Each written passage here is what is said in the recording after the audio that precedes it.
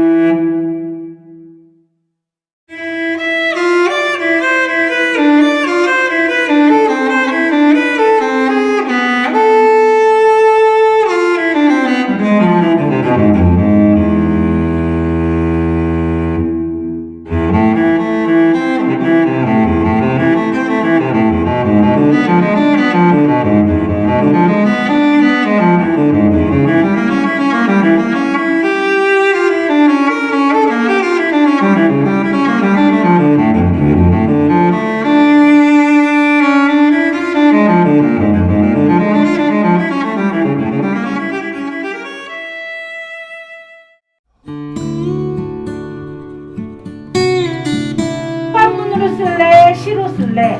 시요. 시 쓰고 싶은 사람 손 들어. 저요. 아 그래 시로. 자 지금부터. 벌벌벌 새 이야기 들었네. 저새는 천연기념물 205호. 또 물총새 재두루미 꾀꼬리 개개비 흑두루미 들꽝 이상한 거 놀랍고 딱 맞는 이름을 가진 새들이 득실하네. 이게 모두 교화들판 공릉천에 사는 새들이다. 모든 새들아 멋지게 훨훨 날아서 구름 위에서 세상을 내려다 보거라.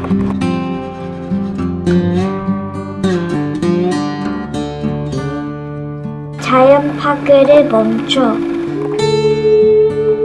문만 작가님이 들려주시는 이야기. 새들이 잘 살 수 있게 자연을 파괴하지 말자. 우와. 어이구 자연 파괴를 멈춰? 자 정신이 번쩍 드네.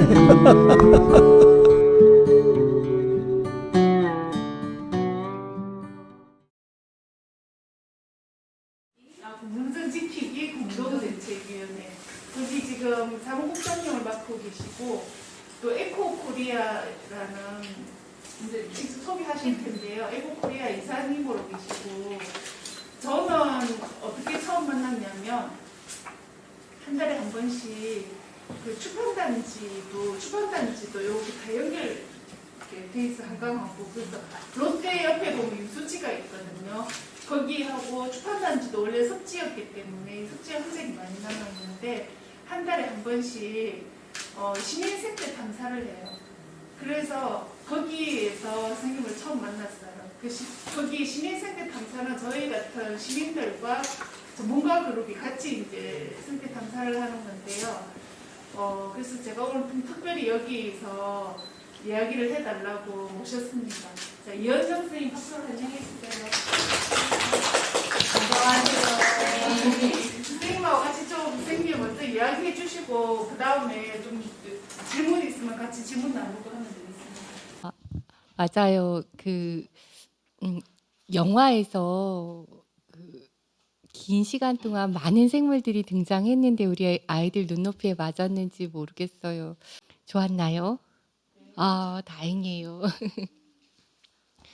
예, 저는 현재 공릉천 지키기 공동대책위원회에 사무국장을 9시까지, 오늘 9시까지 맡고요.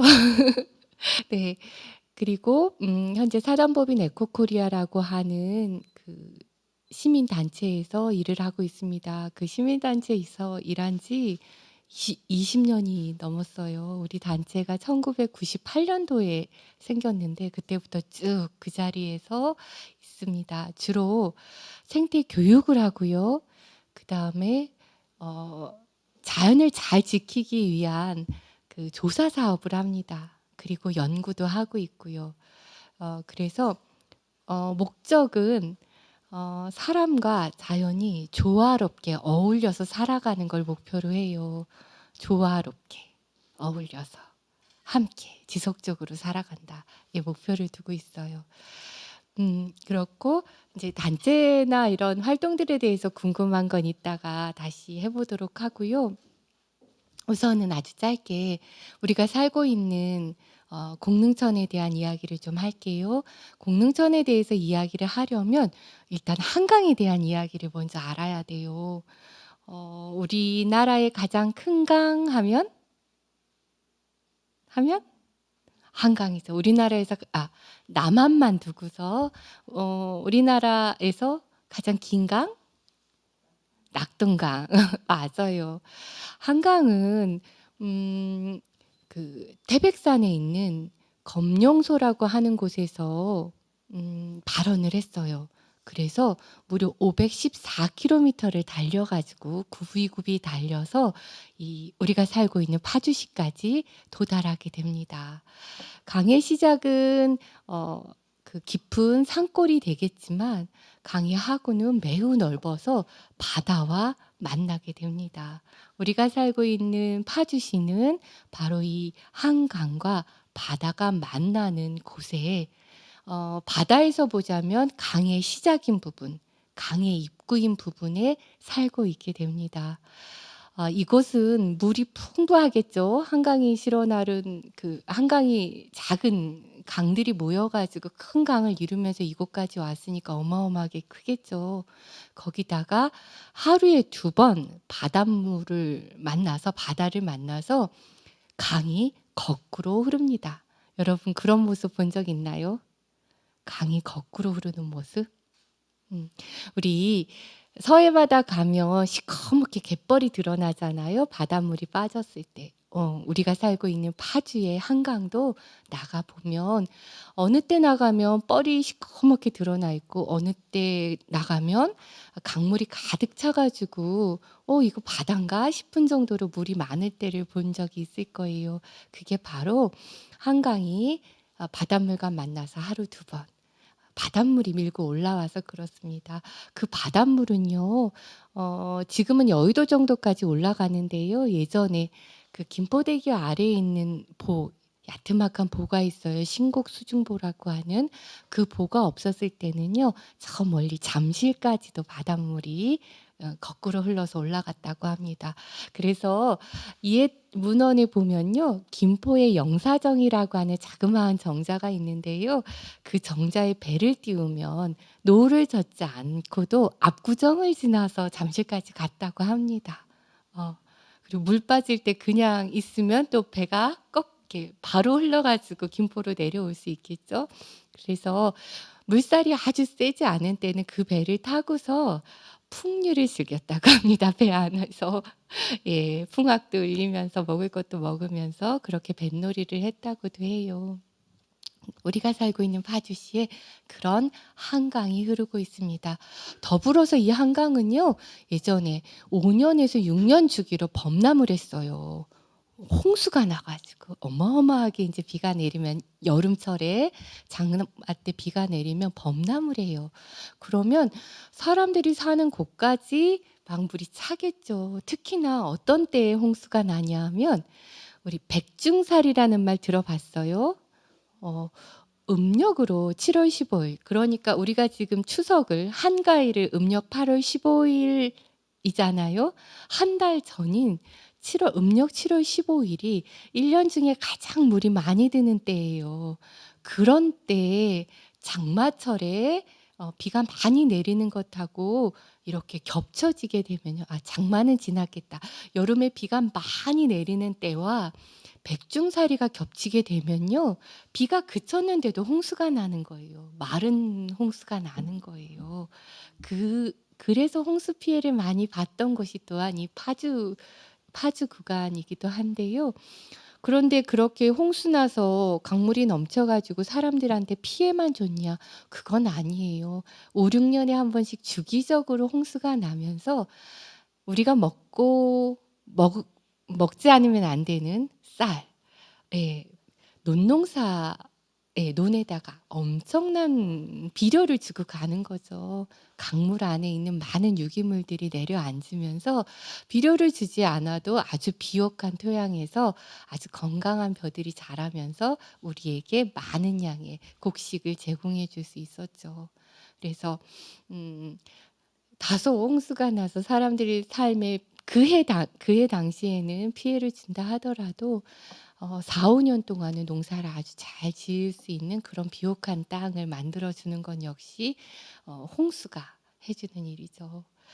자, 그 한강의 하구, 우리가 살고 있는 바닷물과 만나는 한강의 하구에 또 누가 어떤 강들이 또 만나게 되냐 하면요. 바닷물로 빠져나가기 전에 바로 파주 구간을 흐르고 있는 공릉천이 빠져나가게 되고요. 공릉천보다 조금 더 아래쪽에는 임진강이 또 흘러서 한강과 만나게 됩니다. 그래서 우리 가까이 있는 오두산 전망대에 있는 오두산이 강이요. 공릉천 한강이 흘러서 바닷물과 만나는 곳이고요. 공릉천이 흘러서 한강과 만나는 곳이고 임진강이 흘러나와서 한강과 만나는 곳이에요. 그래서 이 강들이 만나면서 어마어마한 모래들을 실어 나르고 또 어마어마한 그 모래들이 쌓여서 우리 어른들은 아이들은 잘 모를 수 있는데 어른들은 잘 아는 삼각줄을 만들어내게 됩니다. 예. 그래서 이제 우리는 그 모래를 파가지고 이 도시 안에 건물들도 짓고 이런 일들을 했죠.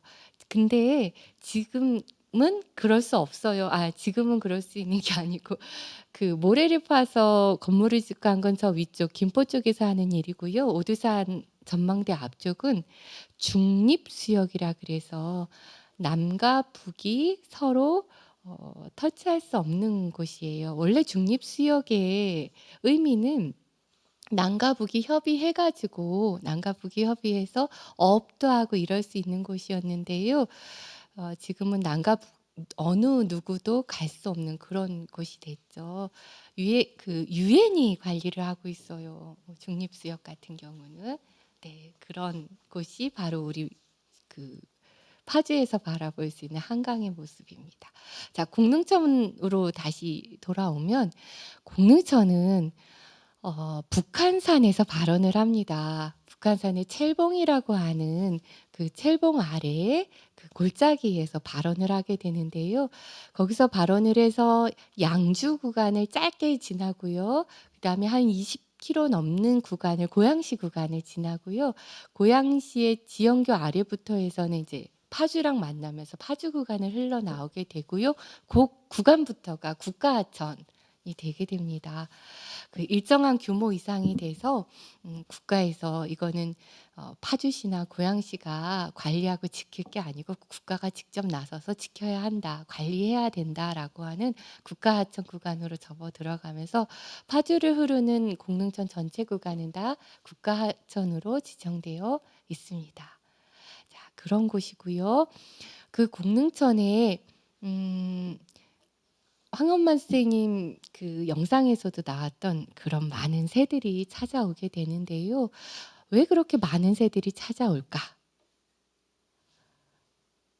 그것은 그 많은 새들의 집이 되어지기 때문에 그래요. 공릉천이. 그러니까 여러분들 평수 넓은 아파트라고 생각하시면 돼요. 평수 아주 넓은 아파트에 평수 넓은 아파트보다 아주 쾌적하고 넓은 공간의 호텔에 새들이 멀리서 찾아와 가지고 내가 이곳에서 여름을 나는 동안 또는 내가 이곳에서 겨울을 나는 동안에 보다 쾌적하고 먹을 것 많고 잠자리 좋은 공간을 찾아서 오게 되는데 그런 공간이 바로 공릉천이기 때문에 공릉천하구이기 때문에 그 많은 새들이 찾아오게 돼요.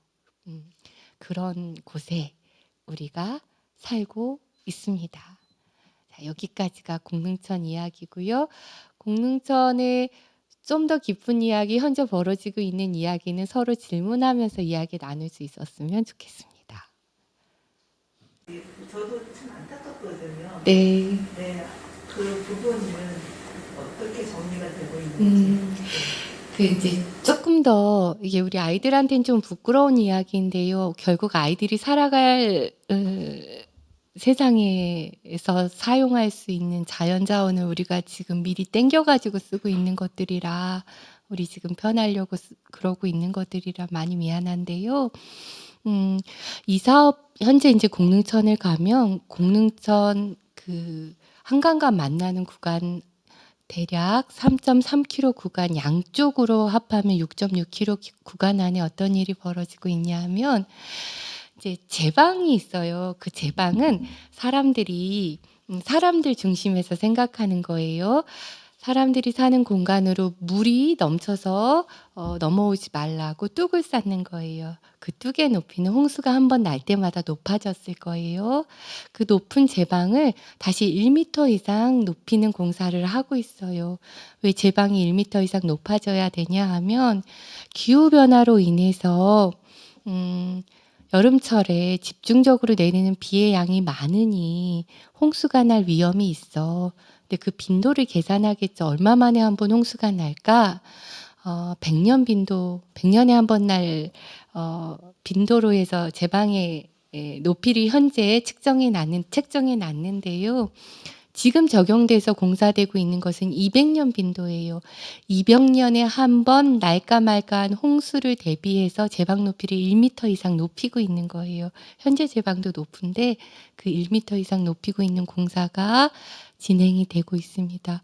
제방의 높이가 1m 이상 높아지게 되니까 이제 이게 하천법에 의해서 제방의 폭과 경사면은 1대 3의 비율로 이제 사면의 그 기울기가 제방폭이 1m면 사면의 길이가 3m가 돼야 된다는 거예요. 그렇게 경사를 지어서 제방 공사를 해야 된다는 거예요. 그러니까 단순히 1m 높아지는 게 문제가 아니고 1m 높아지면서 생기는 경사면이 어마어마한 그 흙과 이런 것들을 쌓아서 해야 되는 토목 공사겠죠. 근데 그것까지만 해서는 경사면이 이렇게 되게 넓게 제방을 쌓으면 그럼 거기다 나무 심고 풀이라도 심어서 하천변에 작은 숲을 만들지 뭐 할 수 있는데요. 문제는 그렇게 하려고 보니 여기가 북한하고 가깝잖아요. 그러니까 이번엔 군부대에서 너희 그 공사 하려면 우리한테 의견 좀 받아 하면서 어떤 의견을 냈냐 하면 특히 북쪽, 그러니까 오두산 전망대 쪽하고 접해 있는 공릉천 제방 쪽 같은 경우는 전쟁이 났을 때 북한군들이 탱크를 몰고 올 수 있어. 근데 경사면이 1대 3이니까 이렇게 완만하잖아. 그러니까 탱크가 넘어갈 수 있어. 고로 탱크가 지나가지 못하도록 방어, 저지선을 넣어줘 한 거예요. 그러니까 이제 그 공사를 진행하고 있는 주최 측에서 고민을 하죠. 그럼 뭘 하지? 뭘로 방어를 하지? 근데 여기가 논농사도 짓고 있고 하니까 수로를 생각해낸 거죠. 그래서 제방 아래쪽으로 수로를 넣게 되는데요. 그 수로의 규모가 어마어마해요. 어떤 수로를 생각하면 되냐면 그 콘크리트 네모난 콘크리트 상자를 생각하세요. 그 상자의 길이가 폭이 2.5m, 높이가 2.5m. 사람이 들어가면 사람 키를 다 꼴랑꼴랑 넘는 그런 정도의 규모가 큰 수로부터 해서 폭이 1.2m, 높이가 1.2m까지 되는 이런 수로 구간이 전체 단면으로 보면 3.3km, 양쪽으로 보면 6.6km에 길게는 500m, 짧게는 100m 간격으로 각기 다른 크기의 수로가 놓이고 있어요. 쭉 연결돼서. 그러니까 이런 수로가 생기면 본래 그 땅에 살던 생물들은 어떻게 될까요? 특히나 그 수로 주변에 축축한 땅에선 누가 살까요? 그쵸. 개구리들이 살아요. 물과 땅을 오가는 개구리들이 많이, 특히나 경사진면들은 땅이 부드러워서 얘네들이 겨울잠 자려면 그런 경사진면을 일부러 찾아가요. 땅이 부드러우니까 평평한 것은 사람들이 밟으니까 단단하니까 그런 곳은 엉덩이를 막 이렇게 해서 땅을 못 파요. 근데 경사진면들은 엉덩이 몇 번만 이렇게 하면 파고 들어갈 수 있어요. 그러니까 그런 데 들어가서 잠을 자거든요. 그래서 개구리들, 양서류들이 가장 큰 피해를 보고 그 다음에 파충류들, 뱀 이런 친구들이 자기가 사는 공간들을 잃게 되는 거예요. 특히나 이곳은 전 세계적으로 희귀종인 수원 청개구리라고 하는 개구리들 중에 우리나라에서 사이즈가 제일 작은 청개구리가 살아요. 멸종위기 1급종이거든요. 그 다음에 몸이 금빛이에요. 특히 눈태가 금빛이에요. 금빛이 나는 금개구리. 이런 멸종위기 종들이 하루아침에 집을 잃게 되는 거예요. 그래서 그런 공사가 지금 진행 중이라는 거. 그리고 또 이제 제2 외곽순환도로가 또 공릉천을 가로질러서 놓이고 있습니다. 근데 이제 이거는 이미 공사가 얼마 남지 않아서 어떻게 할 방법이 없는데 현재 진행 중인 제방이라든지 수로 공사 같은 경우는 시민들이 충분히 의견을 모아서 제시하면 좀 바뀔 수 있는 부분들이 있어요. 자, 근데 이 공사를 지금 누가 하고 있냐면요. 이게 2016년도에 전 국토에 작은 하천들까지도 정비하는 그런 사업 계획을 국토부, 우리나라의 국가의 토지와 도로를 관리하는 국토부에서 기획을 하게 됩니다. 국토부의 기획 하에 하천 정비 사업이 만들어지게 돼요. 우리는 흔히 이것을 제2의 4대강 사업이라고 부르고 있습니다. 큰 강들을 손을 댔다면 더 이상 큰 강에 대해서 손을 댈 수가 없으니까 작은 강까지도 손을 대는 사업을 국토부가 기획을 했고요. 그 기획해서 하천에 그 하천 정비 공사를 하겠다고 예산을 만들어 놓고 설계까지 하게 됩니다. 그리고 그걸 하기 위해서 환경영향평가라고 하는 법으로 정해져 있는 공사 전에 하는 환경영향평가까지도 마치게 됩니다. 이제 그 상태에서 이제 새 정부가 들어왔어요. 새 정부가 들어오면서 하천, 그러니까 강 관리를 국토부에 하던 것을 환경부로 이관시키게 됩니다. 근데 환경부로 이관할 때 이 하천정비 사업 2016년도에 기획된 하천정비 사업이 환경부로 넘어오게 돼요. 그러면서 안타깝게도 이 사업을 환경부, 특히 한강을 관리하는 한강유역 환경청에서 현재 시행하고 있습니다. 그러니까 이 말도 안 되는 공사를 자연을 지켜야 되는 환경부 손에 이루어지고 있는 거예요. 참 말이 안 되죠. 참 안타깝죠. 예. 그런데 더더욱 안타까운 건 아무리 환경부라 하더라도 이미 공사를 하기 전에 환경영향평가를 받은 것에 대해서는 뒤집을 수가 없는 거예요. 환경영향평가를 했다라고 하는 건 그 사업을 하겠다는 거거든요. 법이 그렇게 만들어져 있어요.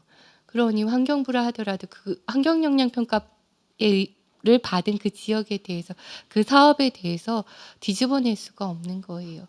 다만 계속 보완을 하면서 가는 거예요. 보완. 이제 예를 들어서 그 수로 공사를 할 때 아무것도 안 나왔겠어요? 당연히 수원 청개구리 나오고 금개구리가 나왔어요. 그러면 공사를 멈춰야 됩니다. 이거는 환경부가 정해놓은 법이거든요. 그래서 공사를 멈추고 나서 그 친구들을 포획해가지고 잡아가지고 안전한 곳으로 이주를 시킵니다. 그러니까 집을 떠나서 집을 버리고 이 친구들은 새로운 집으로 가는 거예요. 자, 우리 친구들 10년 살았던 동네의 친구들하고 빠이빠이 하고 새로운 집으로 이사를 갑니다. 쉬울까요? 안 쉬울까요? 그 적응이? 쉽지 않겠죠. 그쵸? 친구들 사귀는 것도 낯설고 새로운 친구들의 새로운 집에 다 적응해야 되잖아요. 근데 생물들은 더더욱 힘들어요. 왜냐하면 아주 오랜 시간 동안 자, 여기 공사가 진행 중인 논이 있고 공사가 진행되지 않은 논이 있어요. 근데 여기 이미 수원 청개구리 50마리가 살고 있어요. 수백 년 동안 500마리의 청개구리가 살고 있었다면 여기에 새로운 친구들이 들어가면 그래서 550마리가 됐어요. 550마리가 됐으면 좋은 상태일까요? 나쁜 상태일까요? 경쟁이 심해지는 상태일까요? 아닐까요? 그쵸. 경쟁이 심해지는 상태예요. 딱 요 사이즈의 논은 500마리의 청개구리가 살기에 적합한 논인 거예요. 그렇게 되어 있는 거예요. 근데 여기다가 여기 청개구리 잘 사니까 50마리쯤 더 집어넣어. 그러면 나머지 50마리는 이주해 간 애들 중에 건강하고 튼튼한 애들은 살아남고요. 본래 있었던 애들 중에서 약하고 어린 애들은 도태되는 거예요. 사라지는 거예요. 그래서 결국 그 자연의 사이즈는 이 500마리만 수용하게 되어 있는 거예요. 50마리는 없어지는 거예요. 살지 못하고. 그러니까 포획해서 이주한다는 것 자체가 겉보기에는 굉장히 그래도 애쓰네 노력한 애이지만 자연의 입장에서 보면 원래 살던 애들한테도 피해를 주는 일이거든요. 그래서 이런 것들은 좋은 대안은 아닌 거예요. 네, 그런 상태입니다. 자, 좀 우울한 얘기였는데요. 이게 아까 영상 보다 보니까 굉장히 멋진 애들 나왔잖아요. 이 멋진 애들에 대한 얘기 좀 해볼까요? 제일 궁금했던 거. 여기 봤던 영상 중에서 이 친구 기억에 남는데요 하면서 행동을 좀 보여주면 그 친구들 이야기를 해줄게요. 맞아요, 맞아요. 아까 물골 안에서 고개 이렇게 쳐박고 이렇게 시커먼 불이 이렇게 봤어요? 네. 이름이 뭘까요? 맞아요. 젓는다 그래서 젖새예요. 얘네들은 먹이 먹을 때 이렇게 일단 입 자체가 굉장히 크잖아요. 자, 우리 새들은 코하고 입이 합해져서 이걸 부리라고 불러요. 부리인데 그 부리가 엄청 커요. 집에 밥주걱처럼 생겼잖아요. 밥주걱 두 개를 이렇게 벌려놨다고 생각해요. 이렇게 벌린 상태에서 휘휘휘휘 저으면 그 안에 부리 끝에 탁 걸리는 게 있어요. 그게 물고기랍니다. 탁 걸리면 바로 낚아채가지고 먹어요. 사냥 성공률은 그리 높지 않다 그래요. 그리고 먹는데 잡는데 너무 많은 에너지를 쓰는 거예요. 백로들 같은 경우 아까 백로나 외가리 같은 경우는 어떻게 하냐면 아까 이렇게 버드나무 옆에 외가리가 계속 있었잖아요.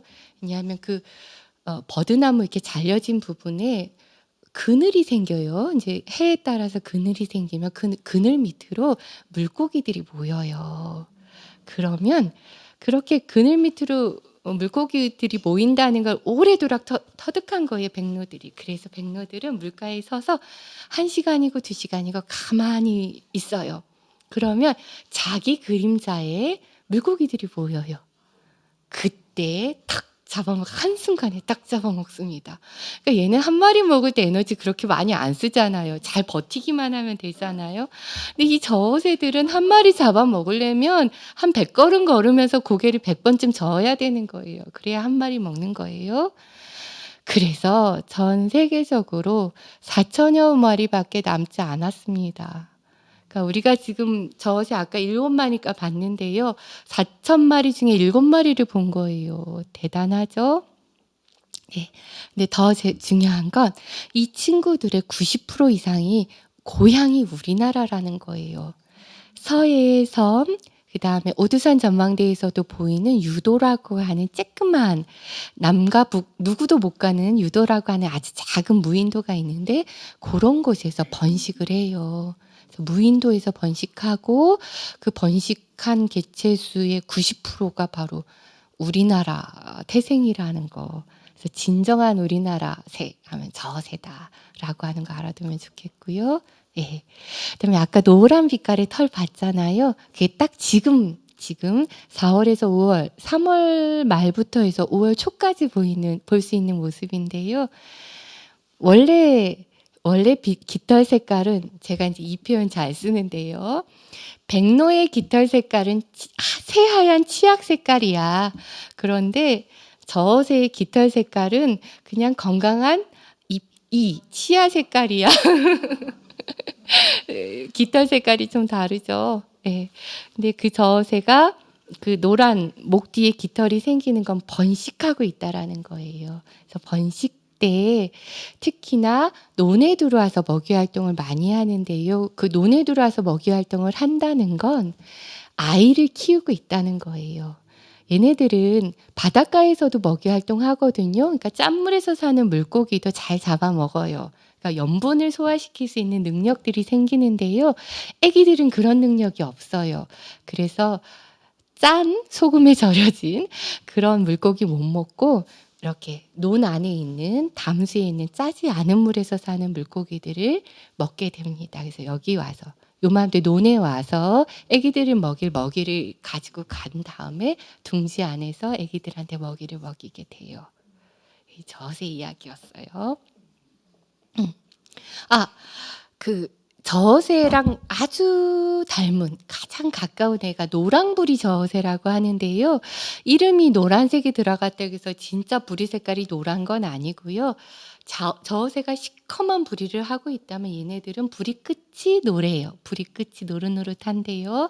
저어새가 여름새라면 노랑부리 저어새는 겨울철새예요. 얘네들은 굉장히 멀리서 날아와요. 와요. 유라시아 대륙에서 날아오거든요. 겨울에 우리나라로 조금 더 따뜻한 곳으로 찾아오게 되는데요. 저어새가 전 세계 4,000마리밖에 남지 않아서 멸종위기 1급. 이건 10년 안에 사라질 수도 있다라는 그러는 걸 의미해요. 그런데 노랑부리 저어새는 멸종위기 2급이에요. 저어새보단 개체수가 좀 더 많은데 둘을 비교하는 포인트가 있어요. 왜냐하면 3월 초에 가면 얘네 둘이 겹쳐요.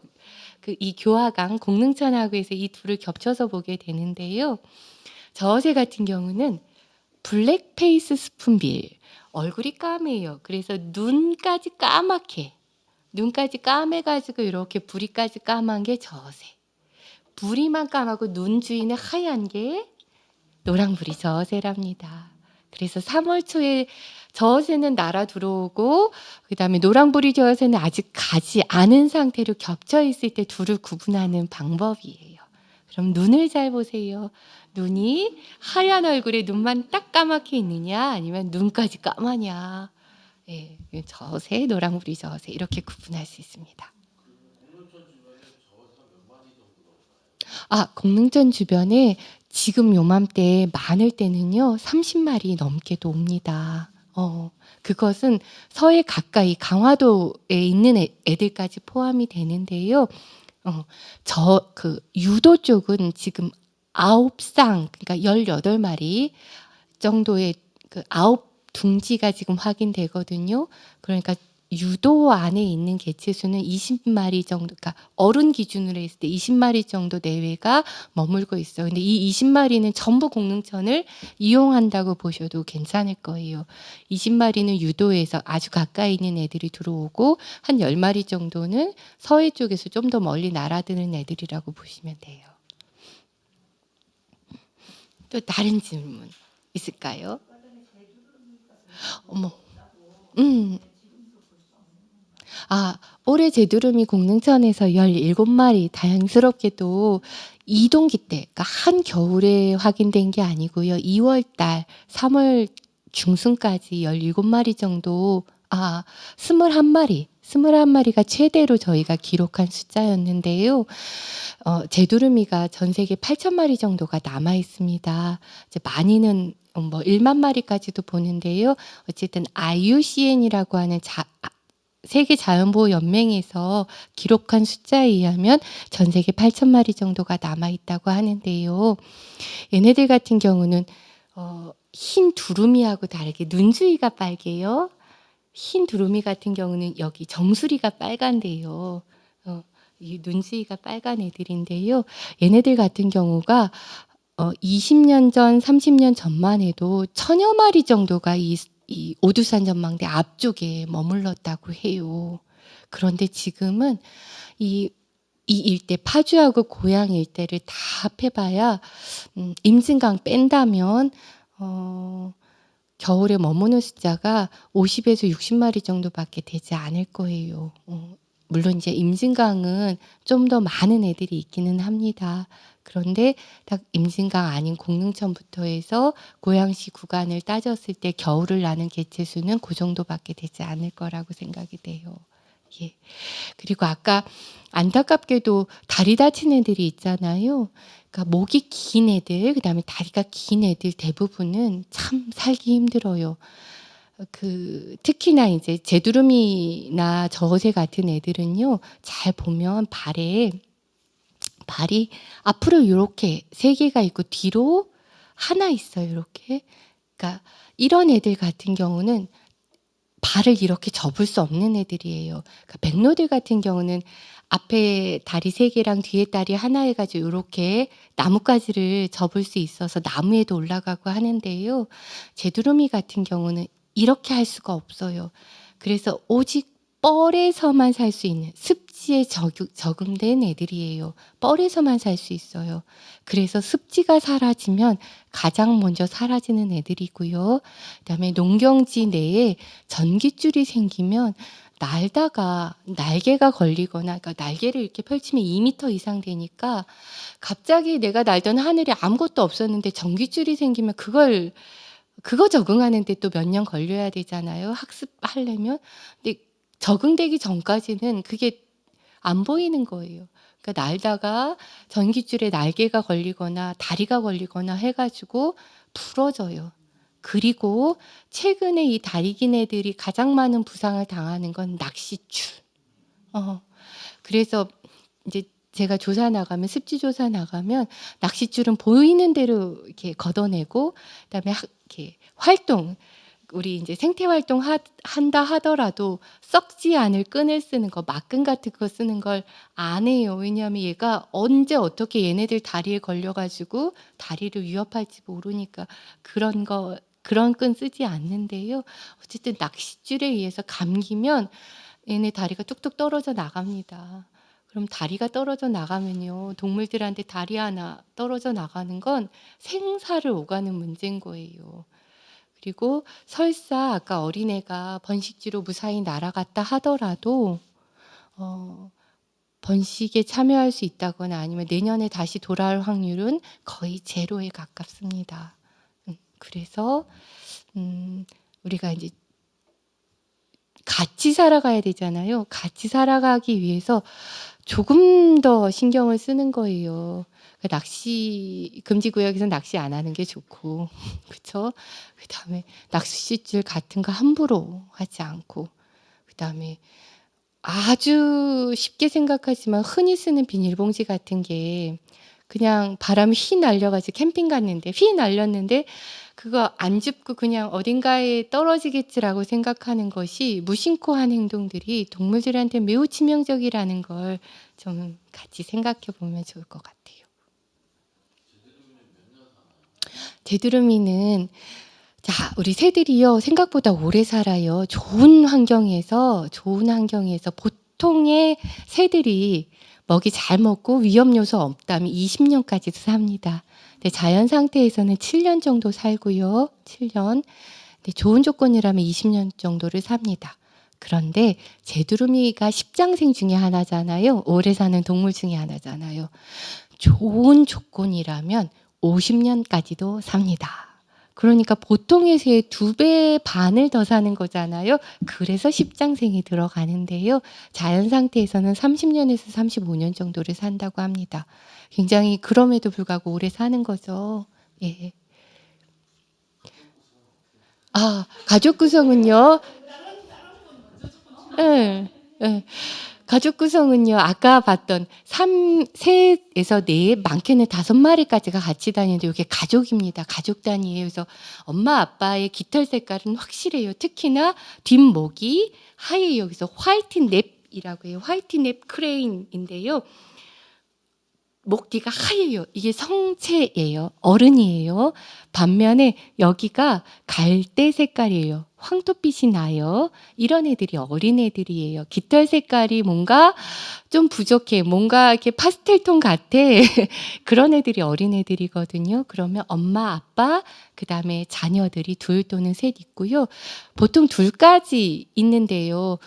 우리가 환경이 나빠지면 월동지, 우리나라의 겨울을 날아오는데 월동지의 상태가 나쁘거나 저 몽골 지방으로 이제 시베리아 쪽 습지로 그 번식하러 가는데 번식지의 상황이 나쁘면 자녀를 하나만 둡니다. 상태가 괜찮으면 2을 두고요. 더 상태가 좋으면 3까지도 키웁니다. 근데 보통 2를 키우고요.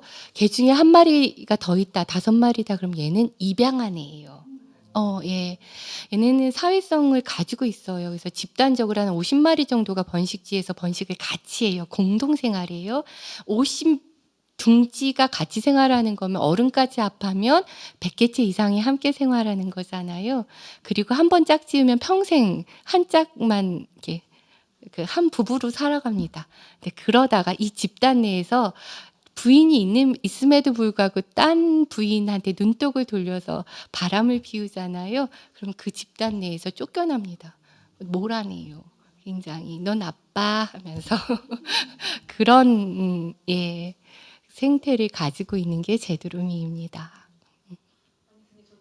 어느 날 봤는데 제두루미가 너무 많은 거예요. 20몇 마리가 어, 논에 있었어요. 네네네. 3년 전에요. 네네네. 그랬는데 보다 보니까 어느 애들은 3가족, 4가족, 그래서 5가족인데 저희는 당연히 3마리까지 낳아서 당연히 새끼라고 그 한 집이라고 생각이 들어서 입양이 되는 경우는 어떤 경우에 입양을 하게 되는 건지 궁금하네요. 네, 이제 그 집단 내에서 부모를 잃었거나 얘네들이 이제 부모를 잃었거나 뭐 그렇다면 시간 차이가 있었겠죠. 뭐 엄마를 먼저 잃고 아빠가 데리고 다녔는데 아빠마저 잃어서 혼자 됐거나 아니면 무리가 달랐을 거예요. 서로 다른 무리. 이 동네에 제두루미야 이 동네 제두루미가 있었는데 이 동네 애가 한꺼번에 날 때 이게 헷갈린 거죠. 그래서 이 동네로 유입이 됐는데 보니까 엄마 아빠가 없어. 엄마 아빠가 아니야.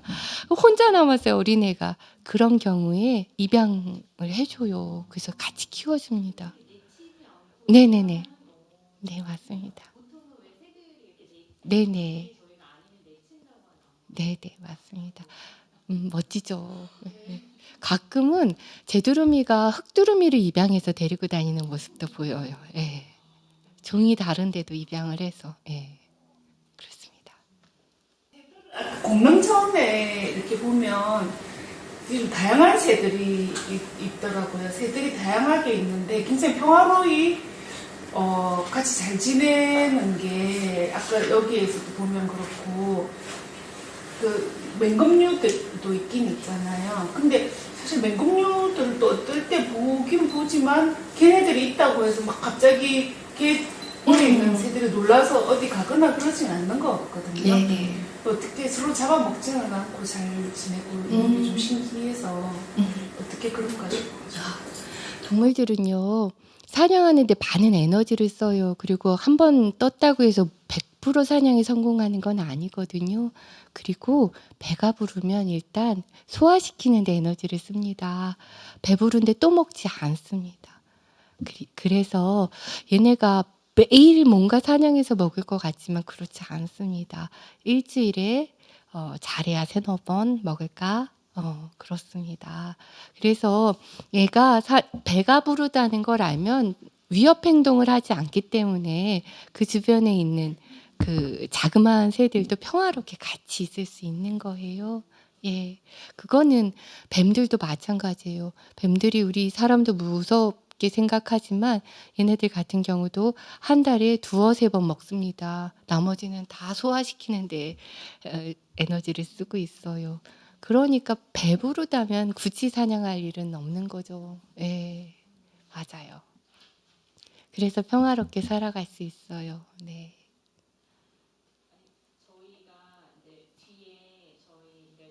안과지 그 뒤에 수리보험이가 사는데 이제 저는 저희가 이제 사실 수리보험일 때도 이제 제가 조금 그래도 이 아이를 그래도 수리보험이는 아이들한테도 지속적으로 계속 보여주고 이렇게 지켜야 된다는 생각이 했는데 막상 수로 봉사를 하게 되면 근데 이제 수리보험이는 그 사냥의 그 지역이 굉장히 멀더라고요. 네. 지금 그때 얘기 들었을 때 공릉천을 넘어서까지도 사냥 구역이라고 하는데 네네. 과연 이게 공사가 이렇게 진행되면 이제 수리보험이도 먹이 양에 이제 문제가 생길 것 같은 거예요. 이제 그래서 이게 과연 이제 단순하게 공릉천에 있는 생물만의 문제로만 봐야 될지 저는 근데 이제 수리보험이도 또 이제 조금 걱정이 되긴 하더라고요. 사실 이게 수리보험이도 의외로 환경에 되게 예민해서 계속 지속적으로 3마리의 새끼를 낳다가 이제 그 주변에 공사를 진행하면서 2마리를 낳고 그 다음에 3마리를 낳았는데 이제 1마리는 폐사를 했다고 하더라고요. 그래서 이게 혹시 공릉천이 공사하는 거와 이제 수리보험이가 어떤 영향이 있을지 맞아요. 공릉천에 그 수리부엉이가 거기다 둥지를 틀었던 건 바로 한강하구하고 이 공릉천의 넓은 농경지가 이 친구의 식사 장소가 되기 때문에 먹이를 제공하는 곳이기 때문에 거기에 자기 집을 마련했을 거예요. 공사가 진행이 돼서 뭐 제2외곽순환도로가 놓이고 그다음에 제방에 뚝이 높아지고 그다음에 제방 아래로 콘크리트 수로가 놓이게 되면 아무래도 먹이 단계들이 조정이 되겠죠. 최상위에 있는 포식자인 수리부엉이가 그 먹고 사는 좀 더 작은 새들이나 소형 포유류들 같은 것들의 숫자가 줄겠죠. 그죠? 얘네들의 먹이들이 주니까. 그러면 당연히 수리부엉이도 새끼를 키울 수 있는 여건이 나빠지니까 키울 수 있는 새끼의 양이 이제 적어지겠죠. 분명히 영향을 미칠 거라고 보고 있어요. 그러면 수리부엉이가 우리한테 주던 기쁨이 있잖아요. 아, 제 애기 낳았네. 애기들이 그게 우리가 자연한테 받는 서비스예요. 우린 이걸 생태계 서비스라고 하거든요. 그러니까 자연은 그냥 그 상태로 있으면서 우리가 자연을 보면서 아, 참 마음이 평화롭다. 아, 바람이 참 좋다. 녹색을 보니 좋구나. 개구리 소리가 들리네. 수리부엉이를 볼 수 있네라고 하는 것들은 다 우리가 알게 모르게 자연한테 받는 서비스인 거예요. 근데 우리 서비스 받으면 당연히 대가를 지불해야 되는 거잖아요. 우리 호텔 가서 좋은 서비스 받으면 그만큼의 값을 지불하면서 아, 돈이 안 아깝네 하잖아요. 근데 자연이 우리한테 이렇게 많은 서비스를 주는데 우리는 어떤 대가를 하고 있나요? 아무런 대가를 하고 있지 않다면 이렇게 이제 가슴에 손을 얹고 반성을 해야 되는 거죠. 내가 수리부엉이로부터 받은 힐링이 얼만데 아무것도 안 하고 있다니 그럼 안 되는 거잖아요. 그래서 지금 공릉천에 자주 나와봐 주시고 공릉천이 어떻게 변화하는지에 대해서 관심 가져주시고 그게 너무 과하다 싶으면 마음을 모아서 민원을 제기해 주세요. 그 마음들이 모여서 좀 더 나은, 뒤집을 수 없다면 좀 더 자연 친화적으로 하는 것에 영향을 미칠 수 있을 거예요.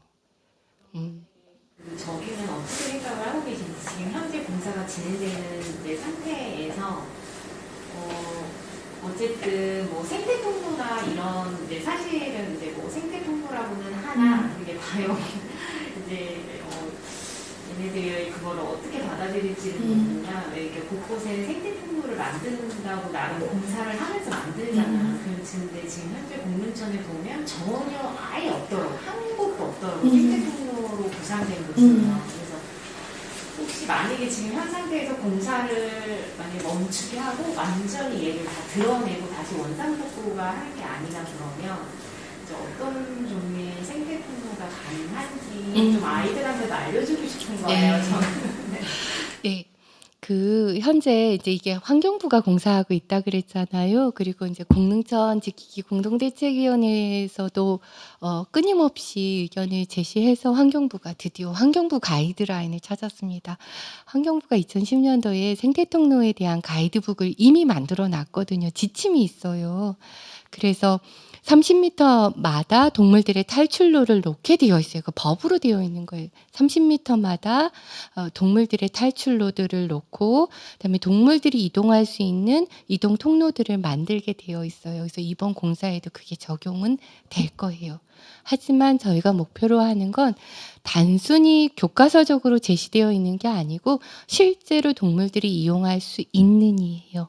그래서 환경부 가이드라인에 보면 45도 각도에 폭이 30cm로 돼서 수로에서부터 양서파충류가 나올 수 있도록 되어 있다면 거기에 그게 콘크리트 매끈한 게 아니고 요철처럼 깔아서 얘네 미끄러지지 않고 올라올 수 있는 그다음에 식물이 자랄 수 있는 공법 이런 것들을 좀 적용해 줘라라고 하는 보완들을 계속 이야기하고 있는 중이에요.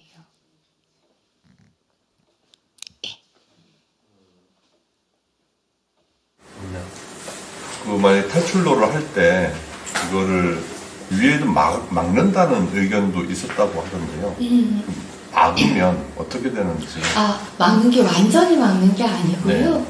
이제 그 폭한 3-4m 정도로 해서 중간에 다리를 놓아주는 거예요. 다리를 덮어서 거기에 식물들이 자라게 하는 이제 흙을 덮어가지고 식물들이 자라게 하는 건데요.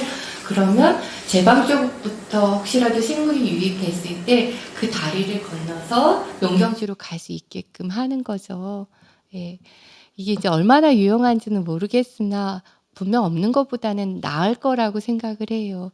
그래서 그런 것들이 원래 있는 가이드라인대로 놓여지고 단순히 흉내내기만이 아니고 진짜 동물들이 이용할 수 있는 정도로 되게끔 하는 게 우리가 지금부터 지켜보면서 관심 갖고 해야 될 일이라고 생각합니다. 저기 그 뚝방 위에 죄송합니다. 그 뚝방 위에 그 포장을 하고 있잖아요. 파주시에서 요구했다고 하는데 지금 어떻게 이야기가 되고 있는지 좀 알고 싶어요. 이제 얼마 전까지 환경부는 한강지역환경청은 포장하는 것을 전체 구간 이게 지금 폭이 5m 정도 되는데요. 3.5m에 대해서 포장을 하겠다라고 하는 의견을 가지고 있었어요. 근데 이제 지난달 회의에서 문제 제기를 하니까 그러니까 이제 물음표를 놓고서 그래도 파주시가 요구하는 건데 그래도 지역의 농민들이 불편하다고 하셔서 반영하는 건데라고 하는데 이쪽에서 강하게 문제 제기를 하니까 물음표인 상태예요. 그러니까 언제든지 호시탐탐 포장을 할 생각들을 가지고 있습니다. 근데 저희는 그거보다는 요즘 걷는 길 굉장히 유행하고 있잖아요. 공릉천 자연하고 이런 곳 보기 드물거든요. 수도권 가까이에 이런 하천 볼 수 있는 곳 여기 말고 없습니다. 진짜 단언컨대. 그럼 여기를 좀 더 고운 흙들을 깔아가지고 사람들이 맨발로 걸을 수 있는 길로 해주고 중간중간에 쉼터 만들어주고 발 씻을 곳을 만들어줘서 걷는 명품길을 만드는 게 훨씬 파주시에도 도움이 되지 않나 싶습니다. 그쵸? 네. 그러니까 봄 걷기 좋은 길, 여름 걷기 좋은 길, 가을 걷기 좋은 길, 겨울 걷기 좋은 길 해가지고 테마 걷는 길로 만들어서 사람들이 자연을 보면서 걷는 그런 명품 길을 만들어 나가면 좋겠다 싶습니다. 포장을 하면 분명히 차가 쌩쌩 달립니다. 차 들어옵니다. 예. 차량 통행량이 많이 늘었거든요. 네네, 맞습니다. 분명 그렇게 됩니다. 이제 사람의 길도 아닌 거예요. 그렇게 되면 차의 길이 되지. 예, 그래서 그 길만큼은 우리가 좀 지켜내면 좋겠습니다. 네네. 그거는 파주시와 협의를 하면, 그러니까 우리가 이용하는 걸 걷는 길로 이용하겠다. 그래서 이게 좀 확고해지면 파주시도 어쩔 수 없지 않을까요? 그땐 다시 걷어낼 수 있지 않을까요? 를 만들어 달라고 제대로 좀 해달라고 민원이 들어왔다라고 네. 그 말만 계속 네. 지속적으로 하고 네, 있더라고요. 근데 그러면 저희도 자전거길 말고 걷는 길 그렇죠. 만들어 달라고 예, 민원이 계속 맞습니다. 지속적으로 지금 정치적인 느낌이 걷는 거보다 자전거의 힘이 더 큰 거예요. 그러니까 자전거 얘기는 굉장히 귀담아 듣는데요. 걷는 것에 대해서는 별로 귀담아 안 들어요. 근데 여기를 완전히 이미지 메이킹을 하는 거죠. 그래서 걷는 명품 길을 만들어서 걷는 게 힘이 더 세도록 해주면 좀 바뀔 수 있을 거라고 저는 봐요. 이건 지자체 의지니까요. 네. 더 하려면은 자연을 복원시켜야 되지 않을까. 특히 새들이 더 올 수 있는 환경을 더 만들어야 되지 않을까라는 생각을 해요. 맞아요. 근데 어떻게 만약에 이런 우리가 저 같은 생각하고 선생님 같은 생각, 다른 분 같은 생각인데 파주시하고 설득을 하게 한다면 어떤 방법론 뭐 이렇게 할까요?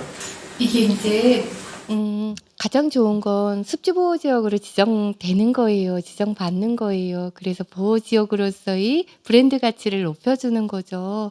그래서 그 주변의 농경지는 보호지역에서 생산된 쌀 이렇게 가면 정말 좋아요. 그런데 이때 이제 섣부르게 그걸 제한할 수 없는 게 보호지역에 반대 의견들이 있을 수 있어요. 특히나 사유지이기 때문에 농경지가 사유지이기 때문에 농민들이나 지역 주민들이 재산권 침해를 받는다 생각하셔서 반대하실 수도 있어요. 그래서 이거는 조심스럽게 차근차근 준비해 가면서 가야 될 안인데요.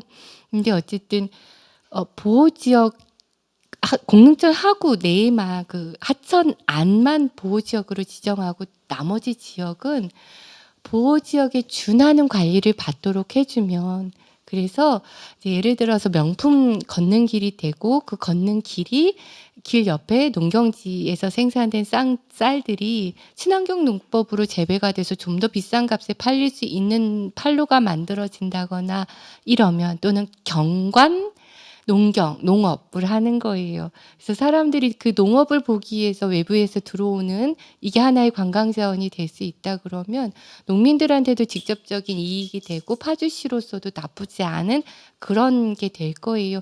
그런 상상과 재밌는 상상과 즐거움으로 좀 그 정책 하는 사람들이 기획을 할 필요가 있다고 생각해요. 그 모범적인 사례가 순천만이거든요. 예. 순천만이 습지보호지역은 갯벌이 지정되어 있어요. 근데 거기에 60만 평이나 되는 농경지가 겨울철에 흙두루미들이 이용할 수 있는 형태로 관리를 해요. 거기 사유지거든요. 관리를 해요. 그리고 난 다음에 그 이후에 그 뒷면에다가 도시 쪽에다가 정원박람회를 연 거예요. 그러니까 소비는 정원박람회에 와서 하고, 거기 정원박람회 보러 온 사람들이 순천만에 찾아오는 흙두루미도 보는 거예요. 그리고 습지보호지역 갯벌도 보고 가는 거예요. 그래서 볼거리가 많아졌어요. 그래서 예전에는 흙두루미만 보고 가면 반나절, 갯벌만 보고 가면 반나절이면 끝나서 밥 먹고 점심 먹고 가기 바빴는데요. 요즘은 가면 정원박람회도 봐야 되고 흙두루미도 봐야 되고 갯벌도 봐야 되기 때문에 1박 2일이 되는 거예요. 1박 2일이 되면 일단 먹고 자는 걸 여기서 해야 되기 때문에 순수하게 순천시가 벌어들이는 돈들이 많아지게 됩니다. 그래서 파주시도 공릉천하구하고 공릉천하구 쪽으로 연계한 생태관광 자원들을 많이 만들어서, 그러니까 자연복원 당연히 있어야 되는 거죠. 그렇게 해서 사람들이 수도권에서 워낙에 많은 사람들이 1시간 내로 올 수 있는 거리잖아요. 그 수도권의 사람들을 많이 관람객으로, 탐방객으로, 관광객으로 유치를 하고, 그러도록 이 공릉천하구를 디자인할 수 있었으면 좋겠습니다. 맞습니다. 새들은요, 우리는 철책이 눈으로 보이지만, 그러니까 철책이 있으면 건너가면 안 되는 거나 하지만 새들은 그렇지 않습니다. 그래서 우리 흔히 새를 가지고 남북한 교류를 하자, 새를 통한 교류, 생태 교류를 하자, 그러면 훨씬 생태 통일 이뤄낼 수 있을 것 같다라는 얘기들을 흔히 하는데요. 예, 맞아요.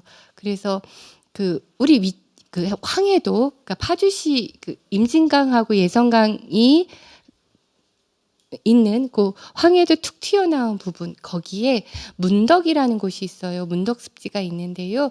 그 문덕습지가 그 습지보호지역, 북한이 지정한 습지보호지역인데요. 거기에 있는 게리들이 여기 한강하구로 옵니다. 그래서 문덕에 있는 게리와 한강하구에 있는 게리들이 서로 왔다 갔다 거리면서 하고 있고, 그 다음에 저어새 같은 경우 유도에 있는 저어새는요, 여기 공릉천으로도 오지만 아침에 주로 밥 먹는 곳은 바로 요 앞에 보이는 개풍군에 있는 관산반도에 있는 농경지예요.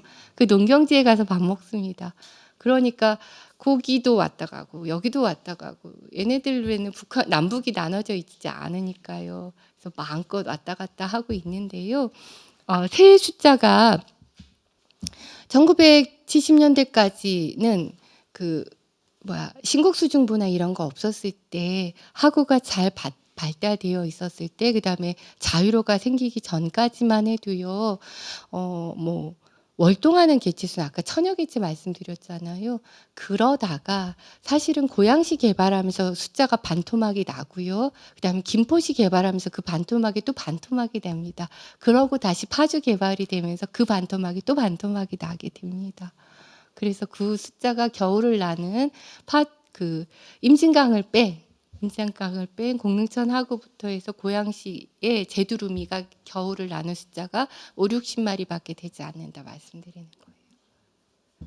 이런 논의를 시원책방을 넘어서서 파주로, 그리고 경기도로 다시 이제 전국으로 퍼져나갔으면 좋겠다는 바람을 가져봅니다. 너무 재밌고 머리에 속속 들어오면서도 정말 또 감동적으로 이야기해 주신 이현정 선생님께 박수 크게 한번 부탁드립니다.